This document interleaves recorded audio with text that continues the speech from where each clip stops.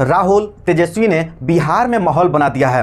अब बीजेपी सौगातों से वोटरों को लुभाने में जुटी है। चंद्रशेखर की भी एंट्री बिहार में इस बार जोरदार हो चुकी है। बिहार विधानसभा चुनाव से पहले सियासी समीकरण तेजी से बदलते नजर आ रहे हैं। भीम आर्मी प्रमुख और आजाद समाज पार्टी के राष्ट्रीय अध्यक्ष चंद्रशेखर आजाद अपनी पार्टी को चुनावी मैदान में उतारने का ऐलान करके सत्ता पक्ष और विपक्ष दोनों के कान खड़े कर दिए हैं। एक दो नहीं, पूरे 100 सीटों पर अपनी पार्टी के उम्मीदवार उतारे जाने की खबर है। कहा जा रहा है कि अब तक बिहार की 100 सीटों पर उम्मीदवार उतारने के तय हो चुके हैं। अब चंद्रशेखर आजाद ने भी साफ कर दिया है कि वह किसी भी गठबंधन का हिस्सा नहीं बनेंगे, वह अकेले चुनाव लड़ेंगे और यहीं से शुरुआत होती है भाजपा की असली परीक्षा। भाजपा के सहयोगी पहले ही सीट बंटवारे को लेकर तल्ख हो चुके हैं। चिराग पासवान कभी एनडीए के साथ दिखते हैं तो कभी अलगाव की बात करते हैं। मांझी भी जितनी सीटें चिराग को उतनी हमें जैसे तेवर दिखा चुके हैं। ऐसे में तीसरी धुवी बनकर उभरे चंद्रशेखर आजाद भाजपा की पूरी रणनीति को तहस नहस कर सकते हैं। उनके इस मिशन में उन्हें ना युवा वर्ग रोक सकता है, ना ही जातिवाद समीकरण, और यही वजह है कि भाजपा की चिंता अब सिर्फ जीतने की नहीं बल्कि वही बुरी तरह कटने भी जा रही है। ऐसे में बिहार का चुनाव सीधे तौर पर 2 नहीं 3 ध्रुवीकरण पर लड़ाई होने जा रही है और इस नई लड़ाई का सबसे बड़ा सरप्राइज फैक्टर है चंद्रशेखर आजाद। उनका समर्थन यह ऐलान कर चुका है कि अब बिहार में अगले मुख्यमंत्री चंद्रशेखर आजाद होंगे। जिस तरीके से उनकी लोकप्रियता बढ़ती जा रही है, लोगों में उत्साह है कि वह चंद्रशेखर आजाद को मुख्यमंत्री बनाकर रहेंगे।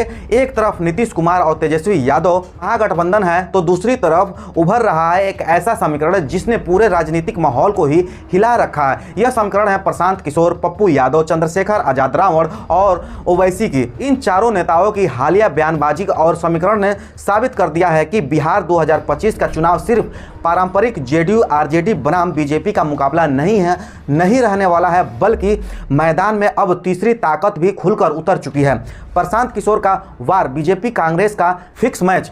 जन स्वराज पार्टी के मुखिया और चुनावी रणनीतिकार से भी नेता बने प्रशांत किशोर ने हाल ही में बड़ा बयान देते हुए कहा कि बीजेपी और कांग्रेस आपस में फिक्स मैच खेल रहा है। बिहारियों का अपमान बाहर राज्यों में होता है लेकिन दिल्ली की राजनीति इस पर चुप रहती है। पीके का यह बयान सीधे सीधे नीतीश और तेजस्वी दोनों को घेरने वाला माना जा रहा है। पीके लगातार जनता से जुड़ने के लिए पैदल यात्रा कर रहे हैं और जन संवाद कर रहे हैं। उनकी रणनीति साफ है, जनता से सीधे कनेक्शन बनाकर सत्ता पक्ष और विपक्ष दोनों को घेरना। पप्पू यादव की हुंकार, सीएम चेहरा बताओ। पप्पू यादव जो अपनी बेबाक और आक्रामक शैली के लिए जाने जाते हैं, वे प्रशांत किशोर को सीधा चैलेंज दिया है। उन्होंने कहा कि अगर पीके सच में बिहार को बदलना चाहते हैं तो उन्हें अपना मुख्यमंत्री चेहरा घोषित करना चाहिए।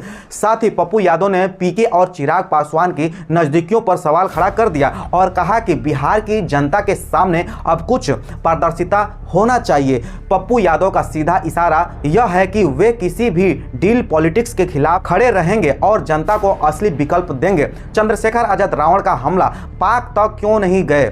नगीना से सांसद और भीम आर्मी के चीफ चंद्रशेखर आजाद रावण ने भी हाल ही में केंद्र सरकार पर बड़ा सवाल किया। उन्होंने कहा, जब ऑपरेशन सिंदूर में इतनी ताकत दिखाई गई तो युद्ध विराम क्यों किया गया? क्या हमें पाक तक जाना नहीं चाहिए था? चंद्रशेखर आजाद का यह बयान सीधे मोदी सरकार की पाकिस्तान नीति पर प्रहार है। इस दौरान एएसपी की पार्टी दलित, पिछड़े, किसान, मजदूर, युवाओं और महिलाओं से संवाद करेगी और उनके मुद्दों को चुनावी एजेंडा बनाएगी। पार्टी का कहना है कि उनकी लड़ाई हाशिया पर खड़े समाज की आवाज़ को विधानसभा तक पहुंचाने की है।